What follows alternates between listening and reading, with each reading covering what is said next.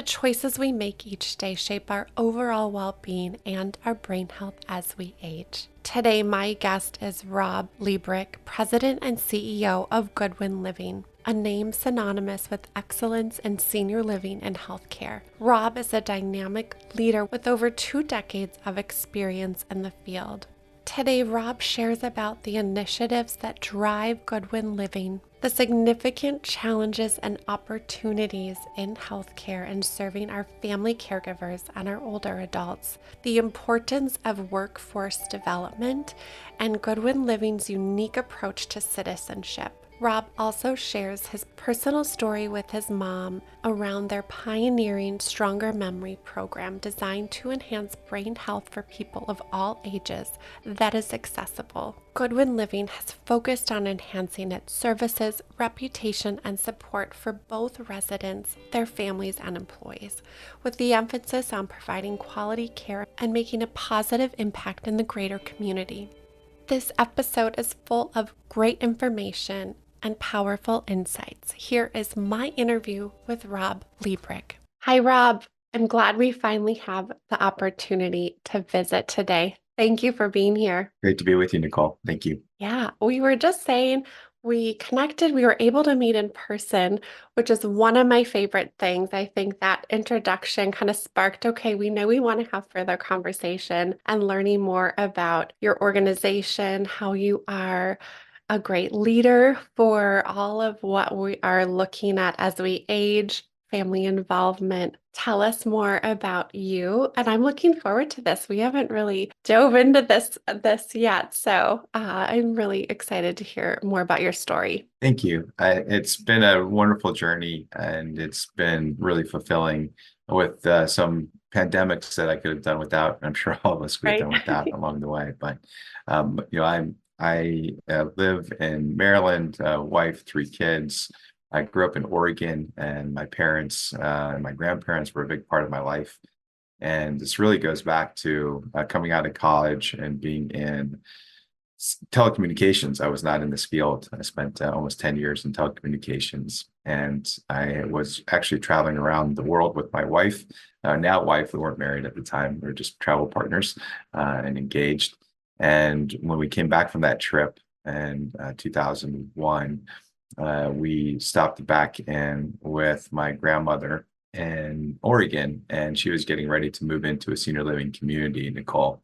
And she was excited about that, but there's also some nervousness and anxiety and apprehension around what that would entail. And instead of being able to move in, I sat with her bedside as she passed away the day before that move was to take place.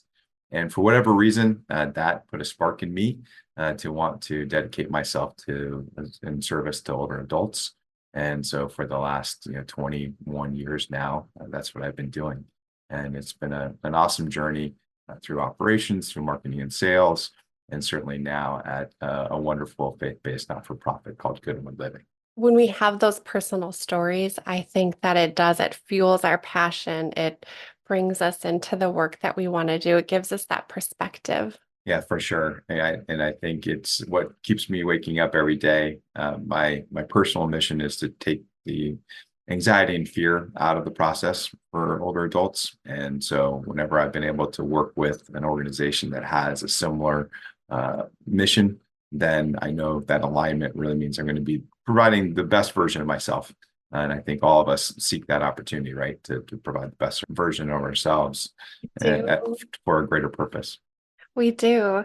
And you are having a great impact. It just, goes to show with Goodwin Living and the accolades and the recognition. We feel, I think, sometimes that we need this massive national footprint maybe to make an impact in senior living. But what is shown is that you are making such an impact in the area that you are, but it's really spreading. I think nationally, we're having a conversation about it. Why do you think that is happening for you? And I know that comes back to your core philosophy, but I'd love to hear from your perspective on that. Yeah, I think a lot of it has to do with being passionate about the work, and with that passion, sometimes being kicked in the tail to say, hey, you got to do more for others, right? Even though you're having success In the case, I know we'll talk about my mom's journey and the success she's had with her brain health. That's been a very personal story. But having a dear friend, Judy Wadsworth, come to me and say, "Hey, I met your mom. She's great, but what are you going to do for others?" Right? And Mm, just really pushing me to think broader, even though I was, at one view, hey, I want to be successful for my mom. Okay, maybe I want to be successful for my residents. Being pushed to be broader. right. And I think that same thing happened certainly with COVID and being in service at Goodwin Living. We're a faith-based not-for-profit. We serve about 2,500 older adults in the Northern Virginia, DC area. And as we were doing our work, and now we're having these questions like, oh, we have enough for us, but our neighbors don't have anything for them as it comes to protective equipment or otherwise early on in the pandemic, challenges. It was what are we going to do? Are we going to feel successful for us, or are we going to try to do something broader for everyone else? And we decided to, expand and give what we had. And even though it hurt a little bit, it put us at risk and jeopardy sometimes. But the risk was more important to take because others are really suffering, Right. had nothing. So I think the mentality of just knowing that little actions done every day can make a difference. And if we can share our lessons learned with each other, I learned a lot from a lot of different folks, and daily, and then we can make the world better together. So that's what's driving us right now. Yeah, that's wonderful. Thank you. I'd love to hear more about that. How did you set up that broader impact that you're having? Yeah, so as we were going through things early on in the pandemic, we realized we were learning a lot of lessons. And we had some resources dedicated to figuring out best ways to communicate to our constituencies, to our residents, to our family members, to our team members, which is a critical group, and then the general community. And Nicole, we realized when we were doing this that we were making mistakes, but we were having a lot of successes. And we said, what if we were able to create a playbook that others could use, whether you're in our field or not? And you could use that as a mechanism to communicate because there's so much confusion early on and still a little bit of confusion today, years later. So we created a pandemic playbook for folks to follow and used a lot of our communication tools and made them more universal and allowed organizations, several hundred organizations throughout the country, to download that playbook at no cost and just to really be able to utilize it. And we found that there were these different organizations from different fields were picking up the playbook and putting it to good use. And we said, okay, that feels good and right. We're able to expand our impact, not just within our Northern Virginia, DC area, but now we're having a national impact. Right. And then we said, well, what else can we do? How else can we make an impact? And so we looked deep into the programs that we have in place.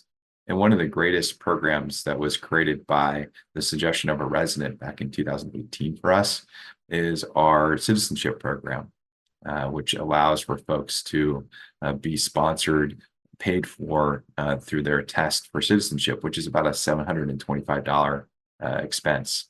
And a lot of the folks that work within our organization, we have 1,200 team members, Nicole, and for those folks, a lot of them are living paycheck to paycheck. A lot of them are saving up to send money back home, and so they're not in the ability to save up $725 to take a citizenship test, and they really want to become U.S. citizens. And so a resident came to the table in 2018, Rita Siedenholler, great person, just a wonderful spirit, always asking, how can we do more for others?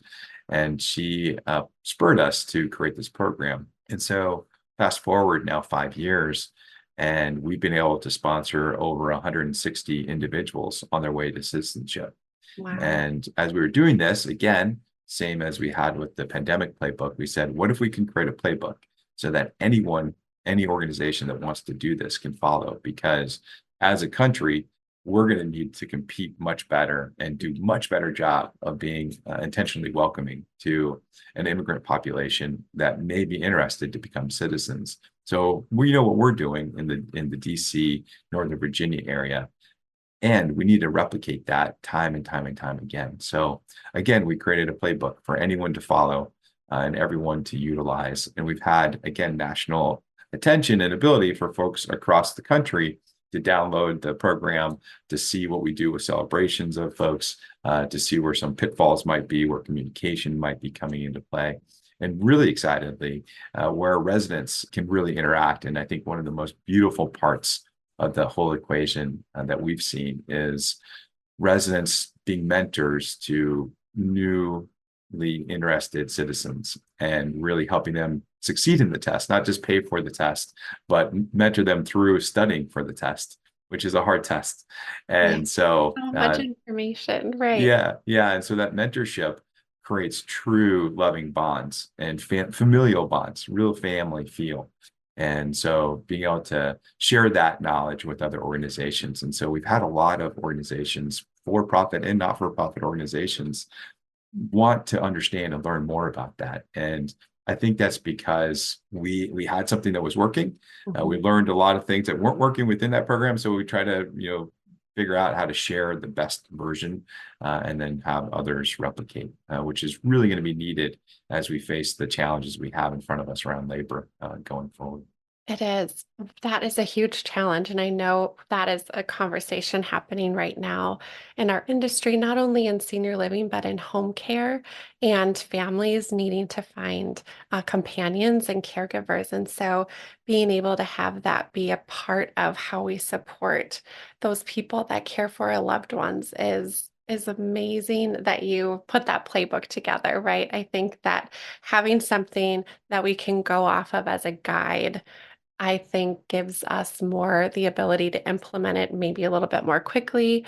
And we can see that this is important and that it works. Yeah, and I would say for that, that version, we're tracking. You're seeing the trends, right?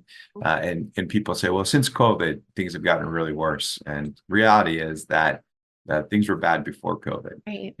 I remember a Washington Post article about the state of Maine, which proportionally has the oldest population in our country. And so they're a bellwether, right? What happens in Maine probably is going to happen to every other state as we get older and older as a country. And that's the path we're on. And so at the time, it was talking about people that could not find caregivers. And they were paying $50 an hour for a certified nursing assistant. Now, this is in August of 2019, Wow. before the pandemic. Yeah. They're paying $50 an hour, so $100,000 plus job, and they could not find people to fill those roles. Wow. And so you think, well, what does that mean? Well, I have a colleague that I work with, a wonderful colleague, and her parents lived in Maine, and they saw the writing on the wall, and they said, we are getting older. We don't want to be in a place where we don't feel like we can get care and support. And they Mhm. moved out of the state to another state where they felt like they could get better support and care should they need it in the future. So Yeah. people are making real big life decisions based on this factor of not having hands. I hear a lot of it from folks in rural America that they just don't have any access at all to caregivers, and really relying on neighbors and family, and that's really, really tough for It folks. is tough. I was having a conversation yesterday actually with a caregiver, a younger caregiver who lived more in a rural area. And that was their concern and frustration is that all of the suggestions that their other family members so lovingly gave, or even resources that we put out in, the caregiver community, they didn't have access to. So they were looking at making some major life change just to be able to be in an environment where they could be supported. So you're right, there's a lot that is coming up as we look at that. Why do you feel, I just would love your insight on that, the challenge of finding the caregivers, whether it's in that professional setting or at home, where do you think that is stemming from? And one big basic is that people love pets, but they don't love babies. Yeah. And so we have a lot more pet ownership in this country right now, Mm, but we haven't been having babies, and that's been the trend for a number of years now. yeah. And so, my wife and I, we have three kids, and I tell them I don't worry about them having jobs. There's going to be plenty of opportunities for them, and they're going to be wanted because there's just not enough people in the United States. And then if you marry that up with the fact that we're a country of immigrants, we've been able to build ourselves up over history through other people seeking us out as a place to come. And so when we turn off that spigot or make it harder for people to look at this country as a place of intentional welcome, like, Mhm. oh, is it, it's one thing to welcome me in. Is it easy to live in your Right. country? Is it easy to succeed in your country? If it's not, I'm going to go choose another country because, by the way, we are not the only country that's aging right now in the world. Yeah. The vast majority, I'd say 90% of the countries, as I've looked at the demographics, are heading towards an aging demographic. And so that means 90% of the countries are going to need younger people to come to support them in the care. And that only leaves, what, 10% of the countries to provide that youth Yeah. movement.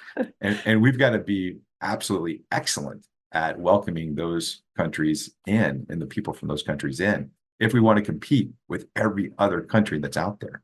And Right. so the pain that we're experiencing right now, unfortunately, is only going to get much worse until we shift our mentality and our attitude and realize how critically important immigrant populations are to being able to support not just our older adults, but lots of different industries throughout our country.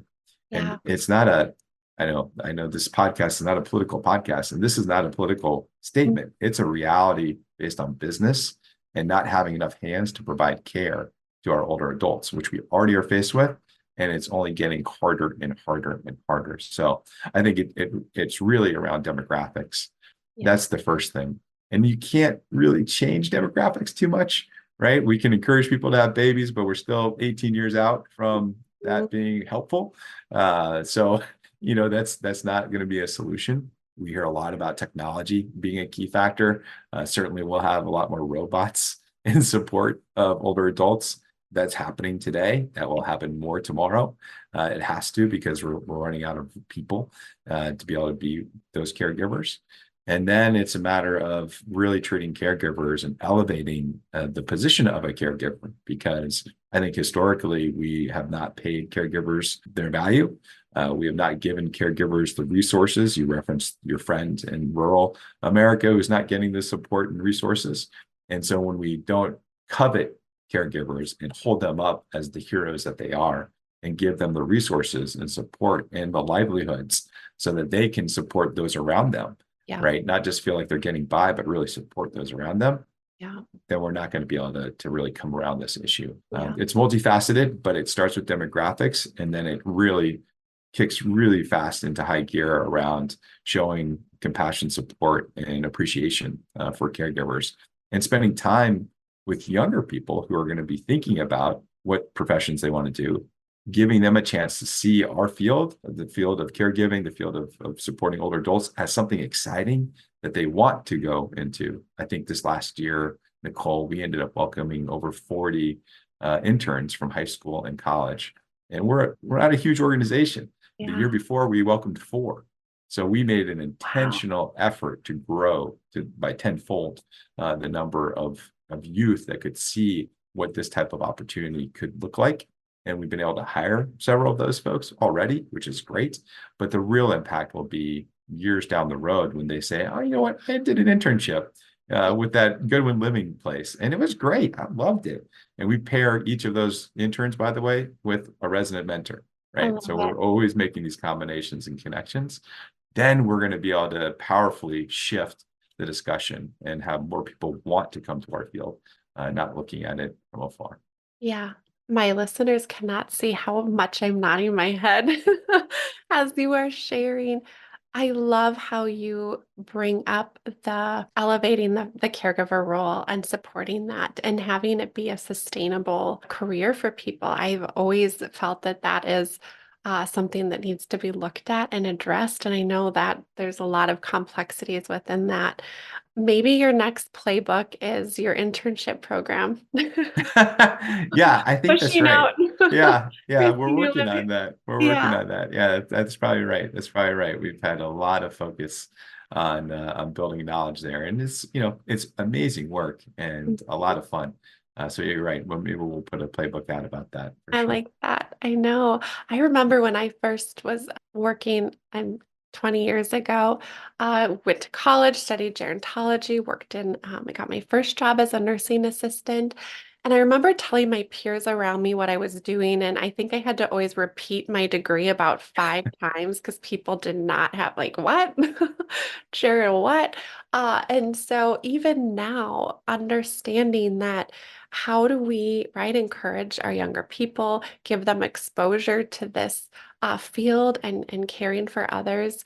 And also, I'm really wanting our caregiver conversation and care, right? The care economy to be a topic of conversation in the mainstream media. We're seeing like little glimmers of that. I know the New York Times has been coming out with some articles recently with Seth Rogen's nonprofit, and more people of influence are highlighting the landscape of care. And just if we can all continue to do that, right, that there's hope that we can start to really tackle some of these concerns that you've brought up.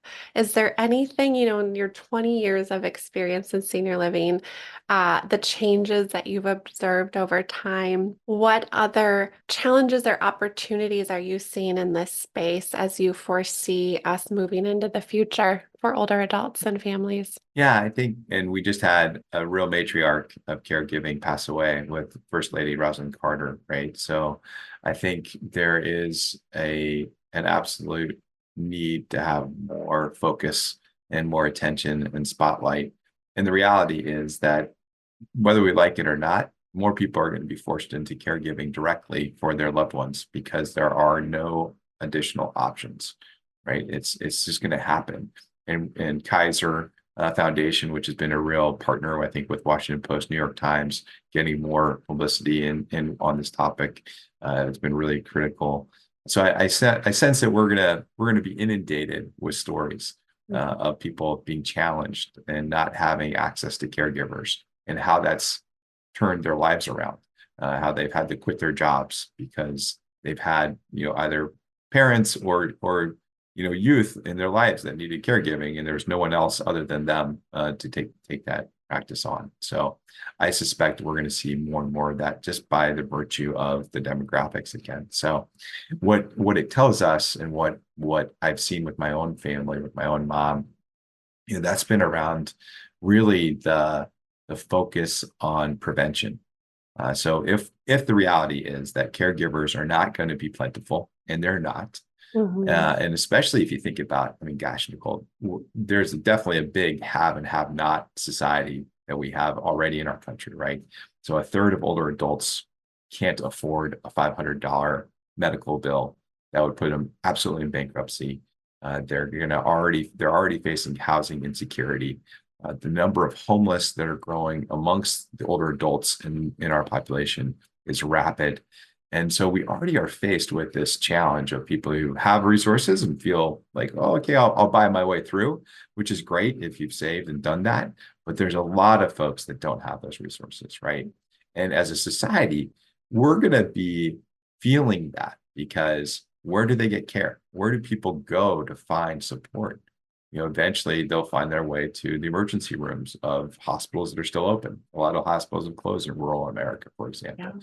But for those that are open, gosh, you're going to see an inundation of people who don't have resources and need care. And so now they're going to take up the emergency rooms. So when anyone else needs an emergency room visit, it's not going to be as viable, because there's going to be so many unfortunate older adults that are going to need the support.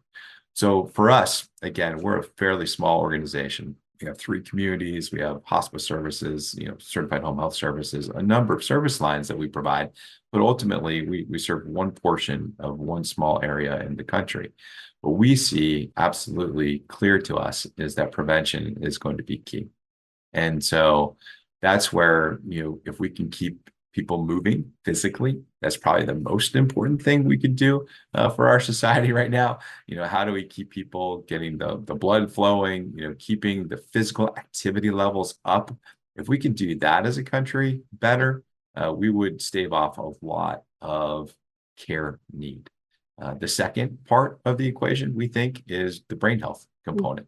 If we can't get everyone physically active, we've got to at least get them intellectually engaged.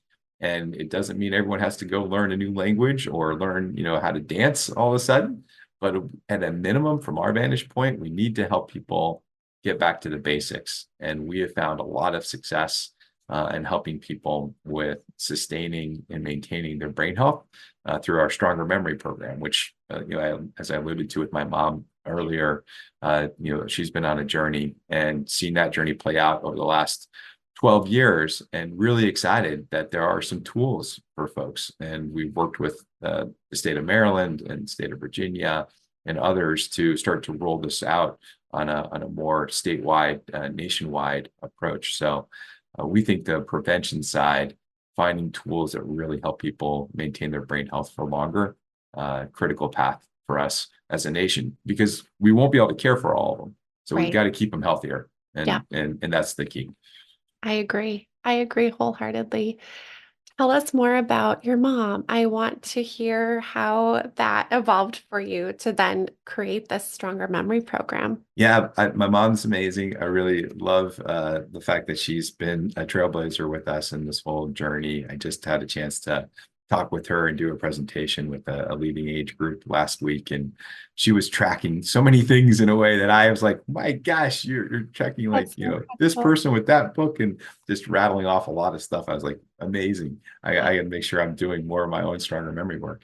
But 12 years ago, so in 2011, my mom was repeating herself and forgetting conversations and starting to get lost in familiar places. And so that last one, it's really scary, right? She's driving, she's typically able to get from point A to point B, but now she's getting lost. And I remember being in high school, and I had two dear friends whose grandmother wandered away from their home, and she froze to death. She was lost. And whenever I think about lost, that's what I think about it. Like, oh, that could be a danger that results in death. So this was my mom, and I had spent the last 9 years in service to older adults. And as you know, there are no cures Mhm. for dementia. There are a lot of tools that are coming around, but there are no cures. And so I was like, okay, no cure. My mom's definitely going down this path, Right. and she's getting worse, not better. And it just happened that I went to a conference and I learned about the power of reading out loud and writing by hand Mm. and doing simple math on a daily basis. And this was research that was shared through the eyes and lens of nursing homes and people with nth stage dementia, late dementia. Mm. And they were showing that people's brain health and cognition, when they did scoring with those folks, actually could plateau or even improve. It would really sort of slow down the decline of their brain health if they were able to do this reading out loud, Mm. writing by hand and simple math on a regular basis. And I thought, okay, this is encouraging. My mom is not in a nursing home, Oh, right. but I wonder if we could bring this upstream. I wonder if we could introduce this sooner. And if she would do it sooner, if that would have an impact on her brain health. And so I came back from the conference. I said, Mom, I know this is going to sound nutty, but I wonder if you're open to spending some time with some first graders and second graders. And I need to introduce some simple math to you. And I need you to, I'd like you to start reading out loud. And I'd like you to start doing some handwriting daily. Let's call it 30 minutes a day. And if that could help, we'll know within a month or so whether this is actually helpful or not. But if you could do that and spend some time with some first grade, second grade math to keep it super simple, because I'm not trying to create anxiety in your world, and that package of three things could really be helpful. So she took up the cause and said, sure, I'm totally afraid of what's happening with my brain. I want to know my grandchildren. I want to be able to be present in my future years. So I'll do anything. I'll try anything. And so she started on that journey. And Nicole, within a month, she wasn't repeating herself. She wasn't forgetting her conversations, and she wasn't getting lost in familiar places anymore. And it was the only intervention that we introduced. Wow. And I thought, okay, this is great. This is amazing. There's no side effects to any of this. There's no cost really to Right. reading out loud. I mean, pick up a book and choose your favorite, or writing. Those are very cost uh, allowable actions that anyone can take. in simple math, that was the hardest part. We had to find a curriculum for that because it's hard to have sort of constant math problems provided. But maybe now today with AI, things are easier. I don't know. That's true. Um, but she within a month was no longer having those symptoms. And we had tested her out. She had mild cognitive impairment, which about an estimate of 10 to 15 million Americans have. So it's often a precursor to actually having full-blown dementia. And oftentimes, I think the stats are like 40% of people within 5 years that have mild cognitive impairment end up with full-blown dementia. And so, this really does progress. It's a disease progression when you get into these brain elements. And we saw a reversal with my mom, not a continuation of the decline. And I was amazed. And so a few years later, just having this discussion, I think I mentioned Judy Wadsworth. I was working up with a group in Seattle and a place called Aegis Living. And Judy Wadsworth was the first employee of the new community that we were going to open. And I was telling her about the journey my mom had been on and sharing, her successes. And she said, "That's great. But what are we going to do for other people? Like, we've got a lot of folks who could benefit from that knowledge."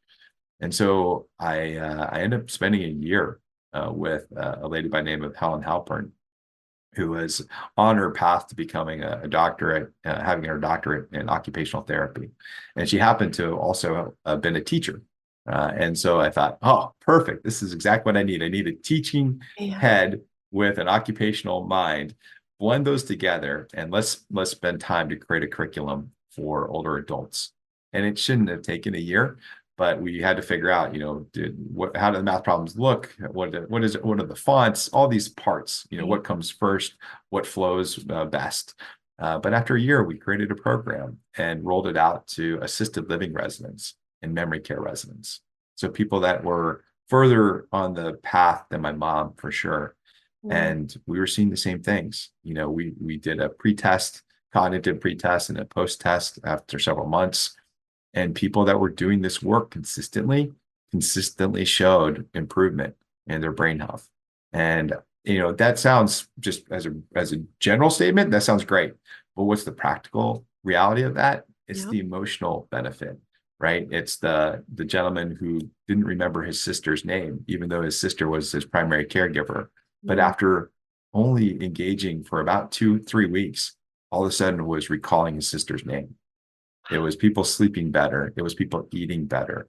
It was all these things that were occurring where the only intervention was the introduction of reading out loud, writing by hand, and either numeracy, depending upon the challenge of the brain health of someone, or really doing simple math consistently. And we incorporated that sort of as an ecosystem into our community. And we saw really great benefits for folks. So that was exciting. That was encouraging. And now we've been able to take that program, which was at one location in Seattle, and really, we asked people to pay for it because I was part of a for-profit entity. We had to find ways to cover the costs of doing this work. Now, being at a faith-based not-for-profit, we have a foundation that we've made this a high priority for us. And through foundation, the generosity of donors to the foundation of Goodwin Living Foundation, we've spent, coming up on $1 million so far to roll this program out nationally, StrongerMemory, and to allow anyone and everyone to have a curriculum that they can use, and to have a training guide for facilitators, and to get the habit in one's hand. Because the hardest part of all this is not the material, it's easy, but it's the habit, right? Any good habit takes a while to really settle in and become a habit. And so we have a whole 12-week program we want people to start on, and then make a lifetime commitment to doing this work. And for those that have chosen to do it, it's been an amazing, life-changing, life-altering reality for them. And I remember early on, we had a resident who was at one of our Goodman House, Bailey's Crossroads communities. And she said to me, "Rob, your program's great. I'm so inspired by your mom, but I don't need it. My brain health is good. I don't need to go down that path." She said, "But I do read the Bible every day." And so I decided, because of your program, I'm just going to start reading the Bible out loud. Wow. And I tell you, my focus is so much better. Isn't that I was like, great. I don't need you to do my program. Like, you want to do stronger memory? No big deal. I just want you to do the parts that make right? stronger memory strong, right? It's if I can get everyone to read out loud. Yep. And I Yeah. just today, I had a picture from a senior center in Pennsylvania that's just started on the program. And it was 13 people coming around in reading pods together. So they're Mhm. choosing the same book and they're reading it out loud with each other. They're also doing, we provide, over 250 writing prompts. So they're working on the writing prompts. We provide the simple math. They're working on the simple math. So you can see like people, Yeah.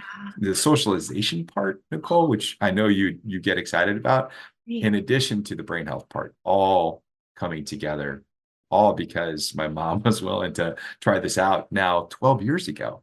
And she's showing up, 12 years later, doing trainings and helping others learn how to make this a reality in their lives. That's incredible. What a story of hope and so encouraging. Families tell me all the time that is their fear, right? If they're caring for their loved one that experiences some of that, they are wondering, well, how do I prevent that for myself, right? So this is something anyone at any age can be doing as well, right? Yeah. Absolutely, and it helps. I mean, I've been fortunate because we have three young kids. Although young, now our youngest is 13, so Yeah. not so young. So before I had an excuse, I could read out loud stories every night. Now I have to be more intentional with doing that work. But it really shows up in one's abilities, and you can do that at any age.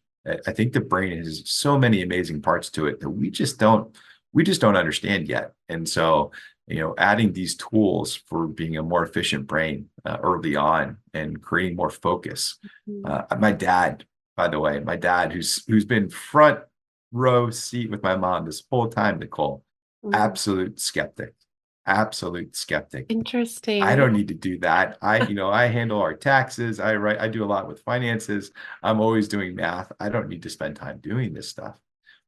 And finally, I think in the last 2 years, he's like, okay, maybe I need to do it with intention, right? Yeah. It's one thing to do things, but to have intention, to Mm. spend what the research that we've been able to work out has shown for 23 minutes a day, right? Okay. So intentionally, 23 minutes a day of doing a combination of these things really has a strong impact. So now he's reading with his cousin. He lives in Oregon, but he's reading with his cousin through online in Arizona, or Wow. he's connected with his old roommate, college roommate in Thailand, right? Yeah. He's finding people and reasons to connect.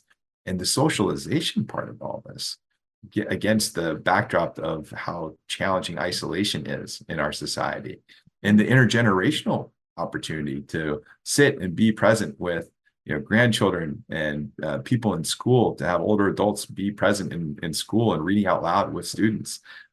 The impact is powerful. The impact is powerful. So really excited for where this can go. Oh my gosh, I'm so excited. And this is accessible by anyone, anywhere. Is that correct? So whether Yeah. you're a family at home, in a community, all of that, where do we find out more and how do we get our hands on that? Yeah, so it has been made accessible. We made it accessible starting in June of 2020. Put it online at StrongerMemory.org. StrongerMemory.org is where anyone can download.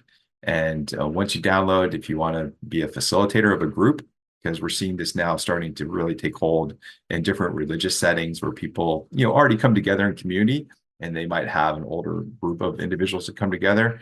They're making this part of their curriculum of intentionality coming together. So that's been really nice. And we provide a facilitator training. We have it in both English and Spanish today. There's definitely a number of copies out there in different languages. We know Korean. Someone took it up and started to change it up in Korean and other languages, but officially downloadable are English and Spanish, and fully accessible and complimentary. I mean, it's free, right? So we wanted to take the cost barrier out of the conversation for people. We didn't want anyone to say, well, I can't afford to do this. The only investment, and it's the biggest investment, is time. Time. The only investment is the biggest investment, which is time. And that's 23 minutes a day. And I say 23 minutes because, we've been doing research with George Mason University, which is the largest public university in Virginia. And we've been doing that work with them for now 3 years. And the research that they came out with, initially, we gave them our research, our work that we had done. We'd done a pilot program with our residents at Goodwin House, Alexandria Bailey's Crossroads.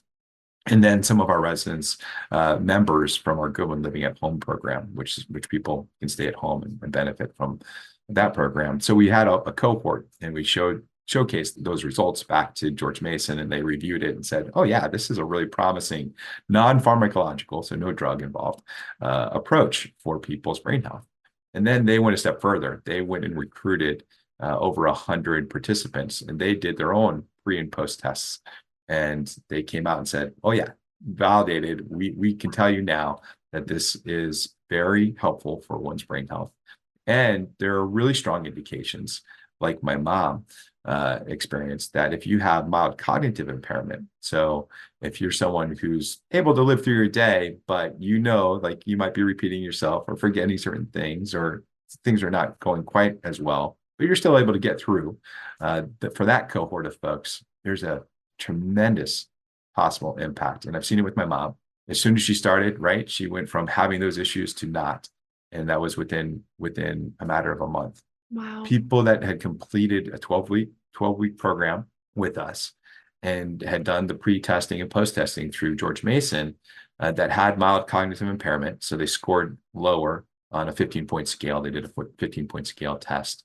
They were scoring at average of 9.8. They went up over 12 points after 12 weeks. So they saw a 26% improvement in their test scores. And there was no other interventions that were introduced to this cohort of people.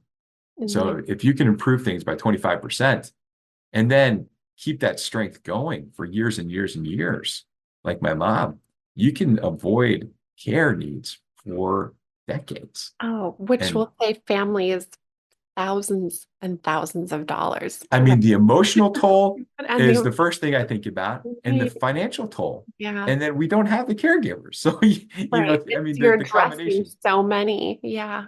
Yeah. Yeah. So that's the excitement behind this. And then George Mason went further in an additional research, and they said, well, let's take a look at those people that did this work, and let's come back to them several months later and see what's going on.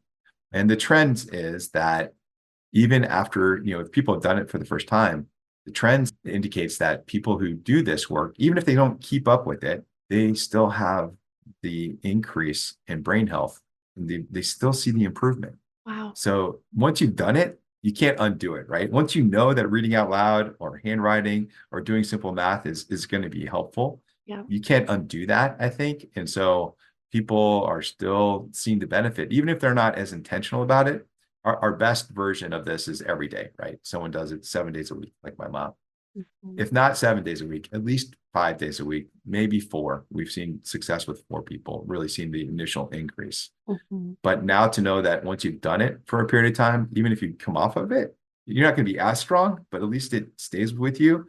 Like, we still saw a full point of improvement for people's cognitive tests and scores. So this is a how do we get the word out moment for us. So grateful to you to help us do Gosh. that, and help people see that there's a little bit of hope out there Mm. for an inevitability, which is no caregivers or limited caregivers. We've got to do as much prevention as we can. And I can't get people to exercise. We haven't figured out how to get people to all exercise. That's been harder for us to figure out. But this is something we can all do. And if we figure it out as a society, sort of team up, find new ways. We think libraries are a critical path to this, having library programs. We rolled this out with the state of Maryland. We tested this through over 50 senior centers, which was a great way for people to do this. We've received a CMS grant in the state of Virginia to roll this out now in nursing homes, which is not where we started. We actually started upstream. Now we're coming back downstream and seeing amazing stories of people who were not engaged, who were just totally off limits in terms of their brain health and interactions, come back and start to interact and be present again with their loved ones, which is Oh, just a miracle. right. And there are no cures for dementia. That's not what we're selling. We're not selling anything, by the way. Everything's for free. But what we do know is that the brain has tremendous capacity. And we have a gentleman who had brain trauma years ago, Mm. And he's been amazing on this story as well. He could not write more than 2 or 3 words when he started the program, and now he's writing pages, and his abilities have improved tremendously. He loved to cook, and he wasn't able to do that because it's a lot of processing. If you think about all the steps of Yeah. cooking, Mhm. and now he's able to do some cooking again. And the only intervention, really that was unique and new was introducing the stronger memory elements to his life. So we're getting these stories in on a daily basis, and it makes us feel great. And it makes us feel like, how do we do more to get the word out and get Yeah. people started on stronger memory? Well, I'm honored to be a small part of that. And when I had heard about it, it was something I felt like we have to share, right? So that people know that it's available. I love the validity of the data, right? I think that that's so, so key. And the longevity over time, the accessibility for people of all economical statuses, and the residue. I love when you talked about that emotional component, right? Like we're so used to looking at what are those practical pieces of it, but that huge emotional component that uh, pulls on our heart and gives us that ability to know that we'll be able to connect with our loved one for a longer period of time over time. Yeah. Yeah, my mom would not know her grandchildren. I think 3 of them would not be known to her right now. She would not be engaging with our kids on a frequent basis. I think she talks with our daughter, almost daily right Mm, now. None of that would be in place. I certainly believe, given the path that she was on and how quickly she was deteriorating, yeah. she would have required full care, Right. and probably in a memory care environment. And that's okay. I mean, there's good memory care places, but that wouldn't have given her the life that she has now. And that's, for her motivation has been that fear of falling backwards. And at Right. one point in time, by the way, she did. We were years into this, and she called me and she said, "Rob, I'm forgetting things again. Mm, Things are not going well." I was like, "Uh-oh, okay." And as you know, Nicole, there's a lot of factors to one's brain health, right? So are you sleeping okay, mom? Are you taking any new medications? yeah. What's going on? Have you checked for, vitamin, B deficiencies? All a lot of different things. Urinary tract infections, Mm, probably one of the biggest indicators. None of that was in play, it seemed. And so I said, well, Mom, tell me about the math you're doing. She said, well, I've started to do harder math. I'm really working into division, and it's a struggle, and it's creating a little bit of stress. mm. And I was like, huh, just pull that back for us for a second, Mom. Go back to the simple addition and subtraction work that you were doing before, and see if that makes a difference. And within a week, she was back. Isn't that something? Yeah, Wow. totally something, right? So it was about taking the anxiety out of the process. And so, the math is quite simple. Sometimes people download the program and they say, well, gosh, this math is too simple. And we say, yes, that's exactly it. We don't want to create anxiety, but you're welcome to go up to any level of math problems where you don't have anxiety. Once you start having anxiety, well, that's a problem. Yeah. We And don't, we that don't, varies for all of us, it right? varies for everyone. We don't even give an answer key. Like we don't care if you get the answers right. We just want you to do the math problems. And Mhm. so that's hard. Some people really want to get even my mom, she really wants to get all the problems Yeah, right. get it right. Yeah, yeah. It's like, yeah, well, that's important, but Oh, doing the material, that's the key. yeah. That's I the key. love the socialization component and intergenerational. We had a neuropsychologist on talking about dementia prevention, and that's such a huge piece of it. And so that, in addition to what you have created and the research that you've done, I think just elevates that even more. It's a big piece of it. It's a Yeah. huge piece of it. When we rolled this out in the state of Maryland, and we're working to get it rolled out fully throughout the entire state, we had about 50 senior centers that participated initially. That was, I think over 60% of folks in the brief time that they tried the program over the 12-week course said, yeah, I'm feeling something like this is good for my brain health. But an Mm, overwhelming number, I think into the 90 percentile, said the socialization was really beneficial. Right. wow. So they knew that they were seeing there's people weren't seeing a downside of their brain health, which is good. I mean, that's a win for us is if you can keep things at status quo. But for 60% in a 12-week period to say, yeah, I'm sensing something improve. And for the socialization part to be so high on the list of people's interest for why they want to continue to do it. We know it works even if you don't have socialization. But the socialization part, I think, is going to be the key, because having someone hold us accountable Yeah. is critical. And so even today, my mom weekly has a group of people that she gets together with, and they all come together and they say, how are you doing? What's going on? We're still doing the program together. Okay, let's learn about something new in the world of brain health. Let's talk, but she has a group that she's held accountable to. Yeah. And my dad now has, his own, his cousin and his roommate, that now there's accountability to come together. So having friends hold us accountable, or family members hold us accountable, really is important to staying on the course of doing the work. Yeah, and building those habits, right? I think that accountability helps keep us on track of developing that habit. Yeah. Exactly. Exactly. So, how are you hopeful as we look ahead, right? Different innovations that are kind of coming down the line. What's in store for Goodwin Living, or just even in our industry in general? What are you seeing, and how are you encouraged as we close out our time today? Yeah, I have a lot of hope, because I think there are going to be more and more people coming to the table with, hey, this is working for me over here. And so much of, in particular, brain health, there's a lot of prevention we know that we can do, right? There's a lot of healthy habits, lifestyle habits we can put in play that will really help us have better brain health over time. So I believe that as a society, we're going to adopt that posture more and more. And that's going to be really amazing.